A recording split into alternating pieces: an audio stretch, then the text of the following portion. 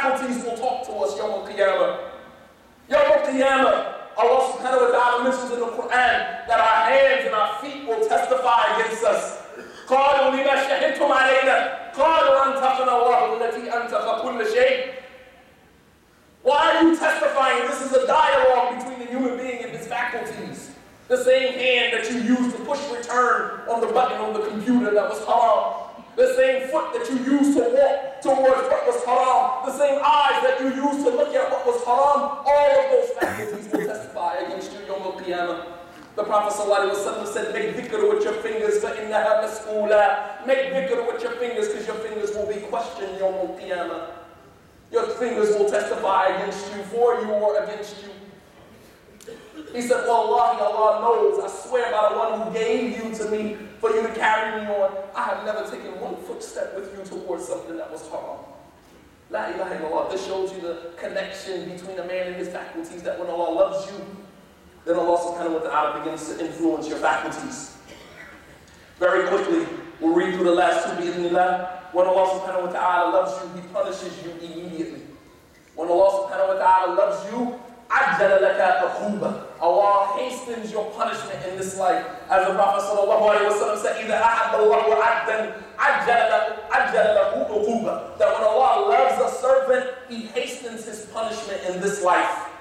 Abdullah ibn Mughaffal radiyallahu anhu قال أن رجلا لقي امرأة كانت بخية في الجاهلية فجعل يلاعبها حتى بسط يده إليها فقال معاذ الله إن الله قد أذهب بالشرك وجاء بالإسلام فتركها وولى فجعل يلتفت خلفه وينظر إليها حتى أصاب وجهه الحائط ثم أتى النبي صلى الله عليه وسلم والدم يسيل على وجهه فقال فأخبر النبي صلى الله عليه وسلم بالأمر فقال صلى الله عليه وسلم أنت عبد أراد الله بك خيرا إذا أراد الله بعبد خيرا عجل له عقوبة في الدنيا وإذا لم يرد الله بعبد خيرا أمسك عليه ذنبه حتى يوافي يوم القيامة كأنه جبل عظيم.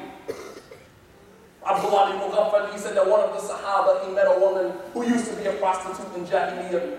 And she accepted Islam, and when he met the woman, he thought that she was still probably a prostitute, and he began to play with her, and he stuck his hand out to her as a gesture, and the woman said, I seek refuge in Allah. Allah has removed us from shirk and brought us to Islam. I don't do that anymore. I don't get down like that anymore.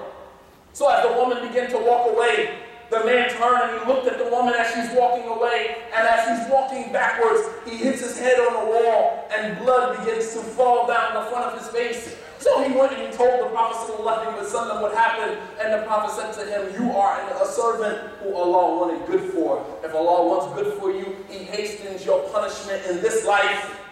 And if Allah doesn't want good for you, if Allah doesn't love you, then He withholds your punishment until you get it in the hereafter, and it will be multiplied.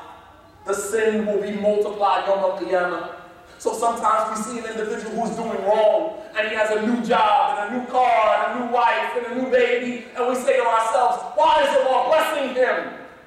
Why is Allah blessing him? He's doing all of this haram, and Allah continues to bless him, but I'm doing everything I'm supposed to do, and it seems like Allah is not giving me anything. Perhaps it's not a blessing. Perhaps what you see is not a blessing. Allah subhanahu wa ta'ala says about the kuffar, لا يعجبك أموالهم ولا أولادهم. Don't let their wealth and their children amaze you. Indeed, it is Allah's plot to allow them to enjoy these things, وَتَزْهَقَ أَنفُسَهُمْ وَهُمْ كَافِرُونَ, that He takes their soul for them while they are still in a state of disbelief. So what you see is not necessarily a blessing. Imam Ahmad rahimahullah ta'ala said, إِذَا رَأَيْتَ رَجُلًا وَقَدْ أَنْعَمَ اللَّهُ عَلَيْهِ وَهُوَ مُصِرًّا عَلَى مَعْصِيَتِهِ فَاعْلَمْ أَنَّهُ إِسْتِدْرَاجٌ. Imam Ahmad rahimahullah ta'ala said that if you see an individual and Allah continues to bless him over and over while he is consistently disobedient to Allah, then know that it is not a blessing, that Allah is taking him step by step to his eventual destruction. It is not a blessing. And the last sign that Allah subhanahu wa ta'ala loves you is that when Allah loves you, He protects you from the dunya. The Prophet ﷺ said, إِذَا أَعَبَّ اللَّهُ عَبْدًا حَمَّاهُ فِي الدُّنْيَا كَمَا يَحْمِي أَحَدُكُمْ سَقِيمَهُ الْمَاءَ رواه الترمذي. The Prophet ﷺ said that when Allah loves a servant, He protects him from the dunya just like you would protect a cup of water from being drank by a sick person.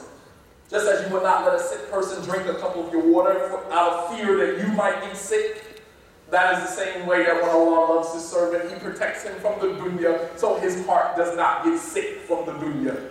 And wallah, I think some of us are sick. Some of us are sick. I'll give you one indication that you might be sick. Some of the scholars, they say, التمس قلبك في 3 مواضع. Try to find your heart in 3 places. Try to find that your heart is hayyun, your heart is alive and present in 3 places. Hilat al-dhikr, in the circles of dhikr, in the circles of knowledge. You try to find that your heart is present. Like now, there's some people now saying, I wish you would hurry up so I can get out of here. I have to go back to work. I have to get back to my dunya because this is not important to you. That might be an indication that you're sick. If the words of Allah subhanahu wa ta'ala doesn't have an impact on you, what will have an impact on you? Isn't it with the remembrance of Allah that the hearts find tranquility? If you don't find tranquility with the remembrance of Allah, what in the world can you possibly find tranquility with? Try to find your heart is present in the circles of knowledge.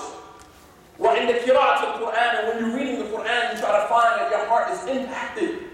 وَعِنْدَ الْخَلْوَةِ, and when you are alone with Allah subhanahu wa ta'ala, just you and your Lord. He said, فَإِنْ لَمْ تَلْتَمِسْ قَلْبَكَ فِي هَذِهِ الثَّلَاثِ مَوَاضِعِ فَاسْأَلِ اللَّهَ جَلَّ وَعَلَى أَنْ يَمُنَّ عَلَيْكَ بِقَلْبٍ جَدِيدٍ فَلَيْسَ لَكَ قَلْبٌ. If you can't find your heart in these 3 places, then just ask Allah to give you another heart because you don't have one. ربنا آتنا في الدنيا حسنة وفي الآخرة حسنة وقنا عذاب النار. اللهم إنا نسألك الجنة وما قرب إليها من قول أو عمل ونعوذ بك من النار وما قرب إليها من قول أو عمل. اللهم إنا نعوذ برضاك من سخطك وبمعافاتك من عقوبتك وبك منك لا نحصي ثناء عليك ولو حرصنا أنت كما أثنيت على نفسك. وصل اللهم على نبينا محمد وعلى آله وصحبه أجمعين وآخر دعوانا عن الحمد لله رب العالمين وأقم الصلاة.